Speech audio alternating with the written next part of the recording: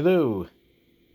Folks seem to enjoy my Garbage Pail Kid videos, so I thought I'd do another one, just sort of start touring through my collection. So this is, I keep all my Garbage Pail Kids in a series of binders like this. They're just cheap 1-inch binders that I stick some paper in with my horrible handwriting on to label them. This one, and I kind of regret doing this now, this was the first one I put together, so I actually took some stickers off some of the actual Garbage Pail Kids and slapped them on here because they were duplicate cards that I already had, but I regret doing that now because those cards are very valuable. But anyway, this is series 1 and 2 in here. Original series, I should say. Um,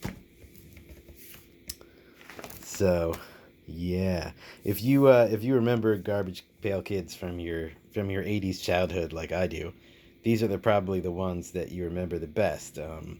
This was the first series that came out. Um, Now, the interesting thing about the first two series is that they were printed on two different card types, a matte card type and a glossy card type. So I don't know if you'll really be able to tell looking at them like this, but let me pull one out here. So this should be a matte card. So the matte cards were just a flat kind of just basic paper background here. And you'll also notice that some of them have a little single asterisk in the corner, and some of them have two asterisks. Now that usually indicates the print run. Basically, if this was the first print run, it gets the one asterisk, and if it was from the second print run, it gets two asterisks. So to be a ridiculously completist collector, you need to have not only a matte card and a glossy card. This is the glossy card. Let me show you this one. So you can see this one's shinier. You can see the light reflecting off it. It has this shiny, smooth finish to it. That's the glossy card. So if you want to be a completist, a real completist, you want to have a matte and a glossy of every card.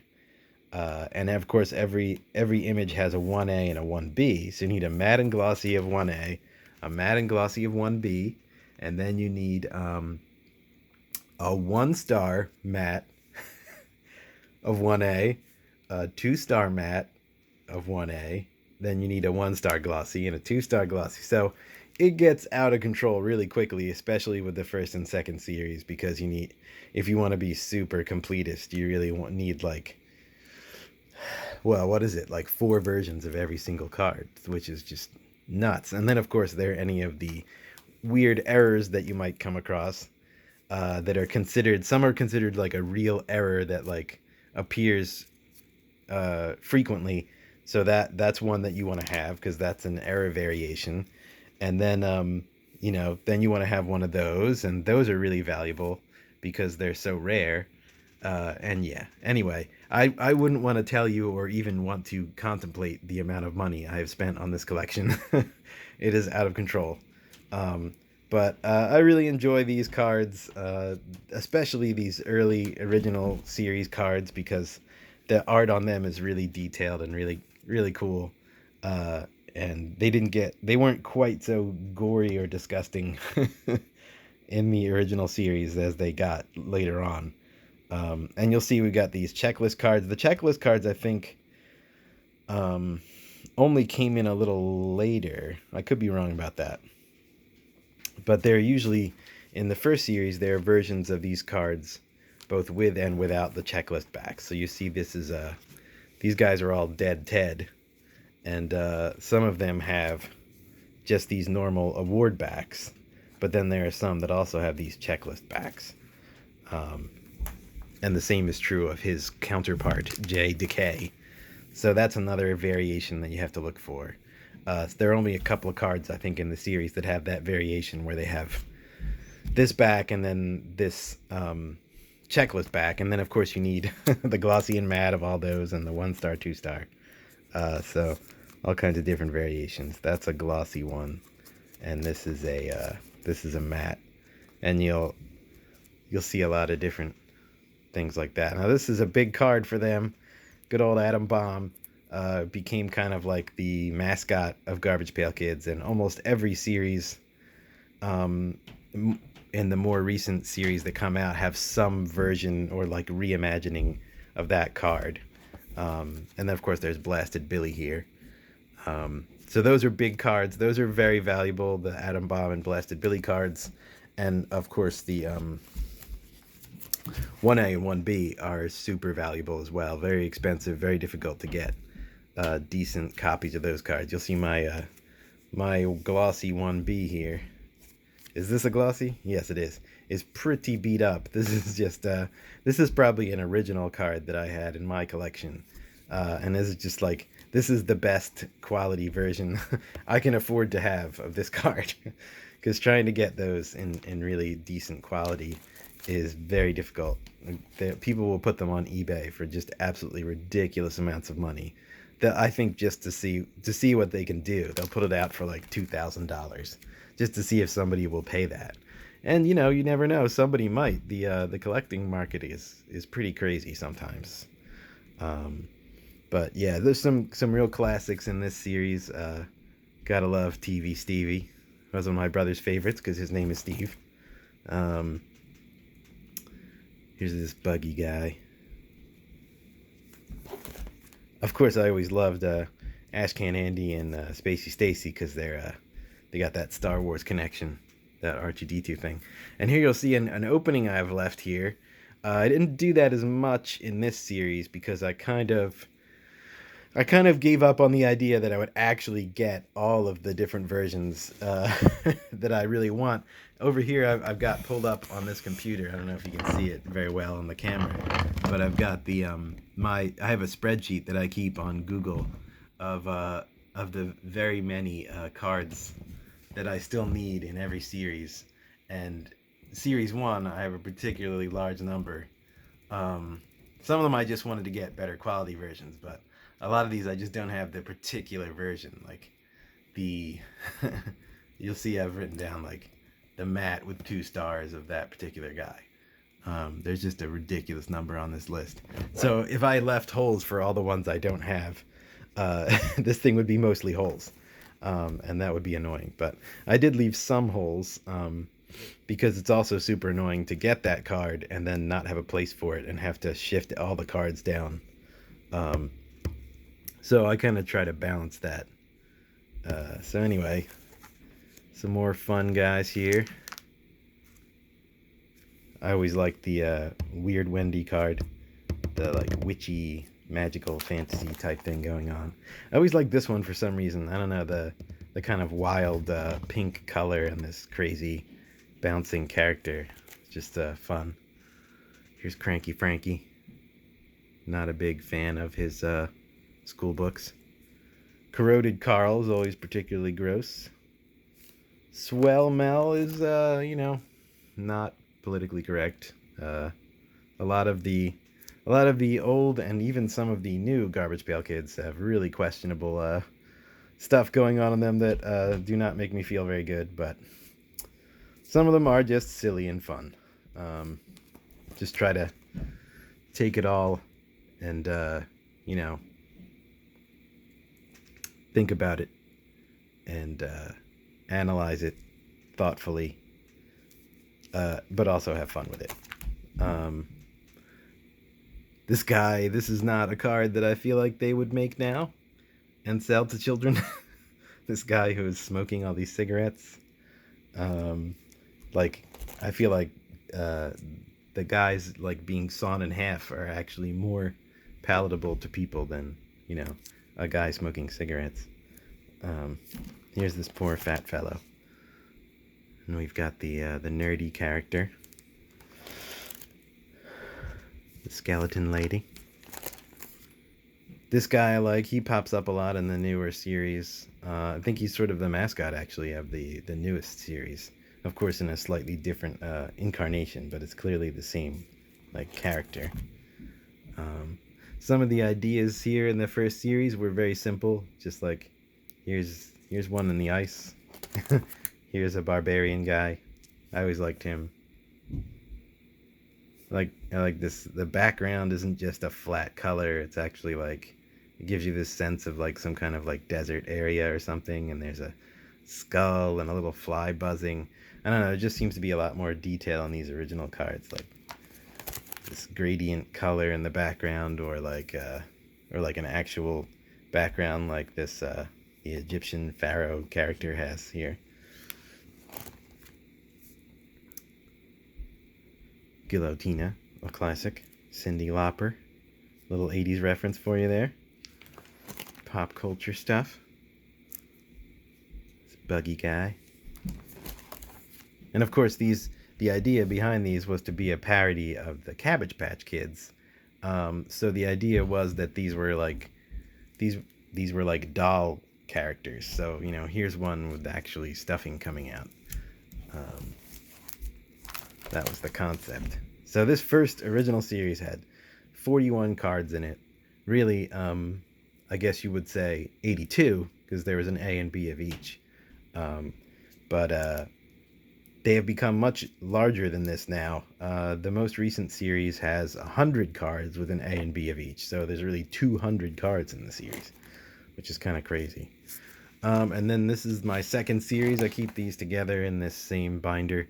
Now you'll see this really seems out of control. There's literally almost this entire page is the same card. But that's because, of course, like I was saying, we've got the matte and the glossy, and we've got the 1 and the 2 star. And this particular card also has 2 different backs. You can find it with a Sneak Award back or a Spaz Award back. So, of course, you need both of those. It gets out of control, yeah. And then this one, you'll see I've left a lot of holes in this particular set. Again, I've got a bunch that I'm looking for. And if you are a collector watching this video and you have some cards, I would, of course, be interested in buying your cards. I don't actually have a lot of cards to trade. I sold a lot of them on eBay way back. But I do have cash, and I'm happy to consider anything you might have. Now this one, see, this is my Series 2 checklist. You'll see a lot of these have these very specific descriptions, like we're looking for this particular back, and it has to be glossy, and, you know, just looking for a better quality for that one. But I'm getting lots of notifications on my computer while I'm doing this. Anyway, so we'll keep looking at these guys. Here's our Cyclops guy. I always like that card. Again, fun little details. You can see the ship in the background and these poor little guys trying to escape. This one, she appears all over the place in this particular series. Leaky Lindsay, Messy Tessie, because there's a puzzle. You know, there's the puzzle backs, and she's one of the puzzle backs. So there's a bunch of pictures of her on the back of the different cards. I don't know how they decide to which card is going to become the art that makes up the puzzles, because she's a particularly disgusting one. Maybe that's how they decide. I don't know. Like, what is the most disgusting card? And this one is a one you'll remember from the 80s. Mr. Ronald Reagan, Ray-Gun and Rappin' Ron. He's got a checklist back, so he's one of the guys, and it's always interesting. It tends to be difficult to get a decent checklist back card that hasn't been written all over by kids, you know, actually trying to use the checklist to keep track. We didn't tend to have spreadsheets back then. And here's this nice biker fellow drinking while he's driving. Again, probably something they wouldn't put in a new release card. This poor guy with his very long tongue. Here's Double Heather with the School of Hard Knocks diploma. Schizo Fran, that was a very questionable name, which I believe they then changed to Fran.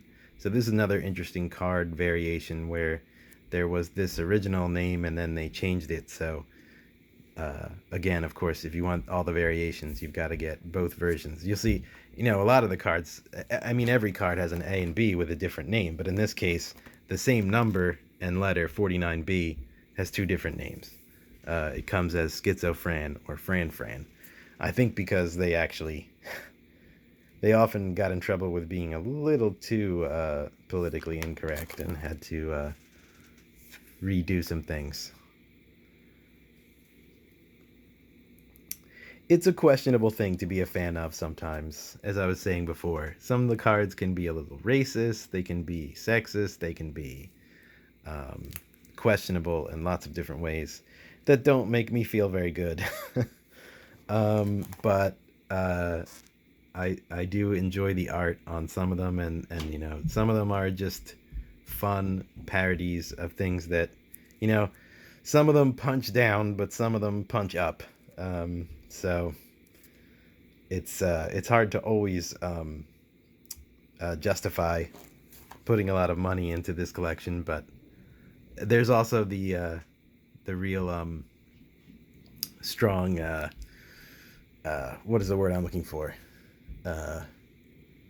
It's what they bank on at Topps is the nostalgia that we older folks feel about these cards that we grew up with them as kids and traded them on our front steps and with our friends at school and got in trouble for having them at school and stuff. So there's definitely that in it. I always liked this card, this nice violent one with this guy getting shot full of holes. It's just got a really great, such a dramatic pose, and like the lighting and everything is just great. And I always say this, but I always feel like these old original series cards just had really good art. Like they had real illustrators and painters working on these. Of course, they paid them crap, but they still did incredible work drawing these ridiculous, gross cards for kids. So there's just a lot of fun stuff in here. The pirate guy, always gotta like him. This greaser guy, Greaser Greg, Chris Hiss. I always like the alien ones. This one I always like Spacey Stacy because she's also Janet Planet. Janet is my mom's name. And then we got this devil guy. He's fun. And this dude with the really tiny face in the middle of his gigantic head. He's fun. And some of them are interesting in that, one name will be a male name and the other one will be a female name. Like here's Matt Rat and Rachel Rodent, and it's the same picture, but different name. And some of these have variations in series 2. Some of them will have a messy Tessie or whatever you want to call it back, and then puzzle piece back, and then the other one of the same card will have a puzzle piece back for the other puzzle, which is of Live Mike. So of course that's another variation you got to have. Any different backs are going to be different. Mona Loser is always a classic, parodying the Mona Lisa, of course. This twisty guy is fun. This melted lady.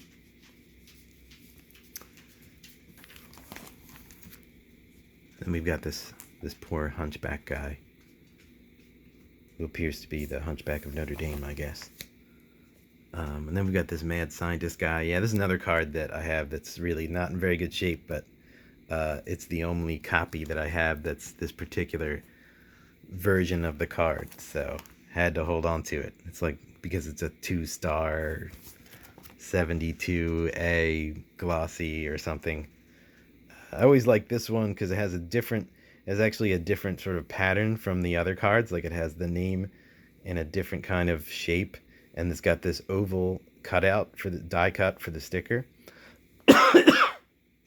I guess trying to sort of copy the way that George Washington appears on the $1 bill. And it's just cool. I always like the ones where they took things in a slightly different direction with the card design, because they just stand out and they're just, different in a fun way. Here's this dog guy, Mark Bark, and this fellow on the wall, Garbage Pail Kid, off the wall Paul. Oh yeah, and the Playboy Bunny character, kind of questionable again. Wrinkled Rita. Let's have a look at these top row guys. This swampy dude. There's another one with oh, actually both of these are female names for this one. Sewer Sue and Michelle Muck. And I always liked Tattoo Lou. Covered in tattoos. Art Gallery. That's a great name. This one I always liked too. The guy with the cigarette in his mouth getting shot at the firing line. I don't know why I like the ones where they're getting shot, but I don't know what that says about me. But oh, and that's actually on the next page.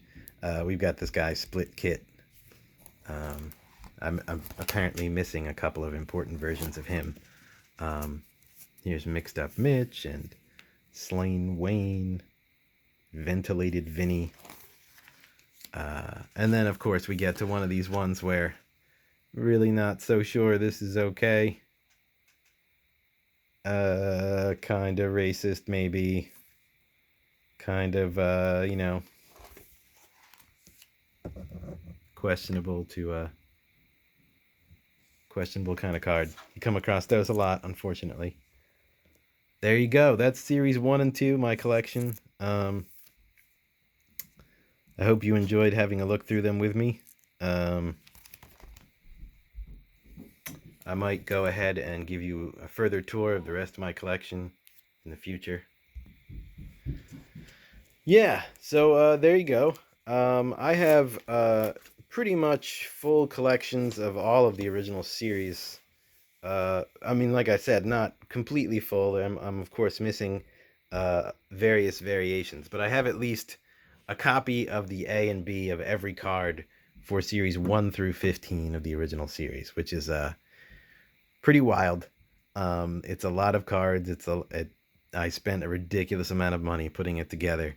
But they're fun to have. They're fun to collect. It's fun to just have something that you collect, and it's fun to chase after stuff on eBay.